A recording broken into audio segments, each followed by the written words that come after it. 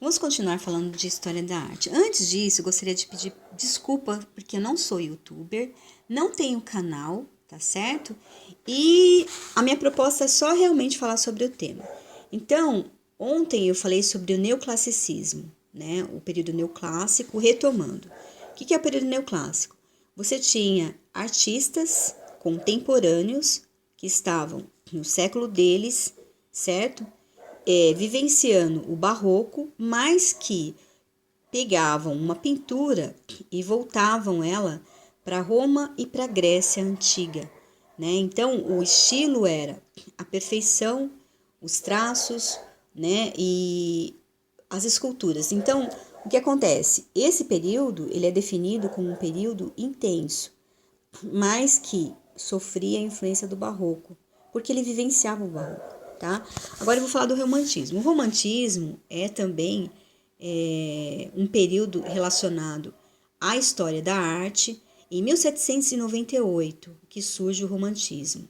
O romantismo, tanto na pintura, quanto na arquitetura, quanto na escrita, ele é sempre relacionado ao exagero. Então, o poeta romântico, ele tem um lirismo diferenciado do poeta contemporâneo. Ele não se preocupa muito com os estrofes. Na verdade, a profundidade dos textos traz o floreamento para o que ele está escrevendo. A mesma coisa é a pintura romântica. Por que isso? Porque ela não surge, primeiro que não surge no Brasil, surge na Europa, né? Portugal sofre uma grande influência, talvez por estar mais geograficamente próximo ao local que nasceu esse movimento. Então, o poeta romântico, ele traz esse lirismo, né? Ele na verdade, é aquele amor platônico, aquela coisa impossível, algo que ele não vai alcançar, né? Então, você tem, dentro do romantismo, você tem o parnasianismo, que é um outro estilo de literatura. O que a arte tem a ver com isso? A arte sofre essa influência. Por quê? O artista, ele não pinta o que ele vê, né? Diferentemente de alguns períodos da arte em que você não tinha a máquina de retrato, você não tinha um celular para você registrar nada. Você tinha os pintores e esses pintores eram pagos pela igreja, pelo clero, pelos senhores de engenhos, os ricos, a nobreza, para que eles retratassem as famílias. Então, esses pintores eram contratados para fazer os retratos das famílias e ganhavam para isso, né?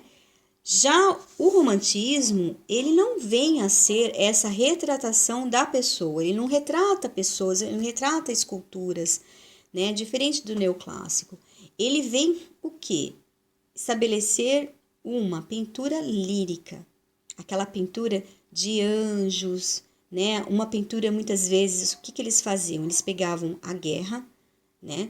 Porque você tem aí o período da Primeira Grande Guerra e esculturas pinturas dentro daquele período em que eles estavam vivendo. Inclusive, alguns pintores, eles foram para a guerra, né? Porque a gente está falando da Europa.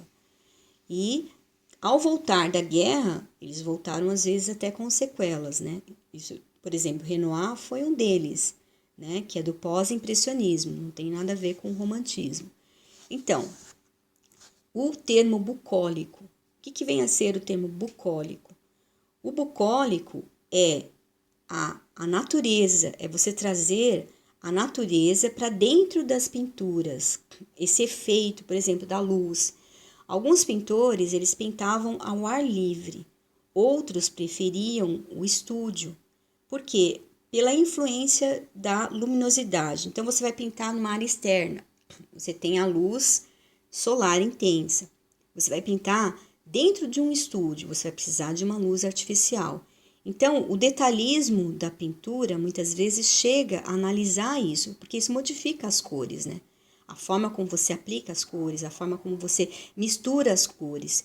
E o romantismo foi um período rico, assim como o neoclássico. A diferença fundamental entre eles é que o neoclássico, ele buscava na história a retratação daquilo que se passou em Roma, na Grécia, E eles faziam as traduções das obras e, posteriormente, faziam as obras em pintura.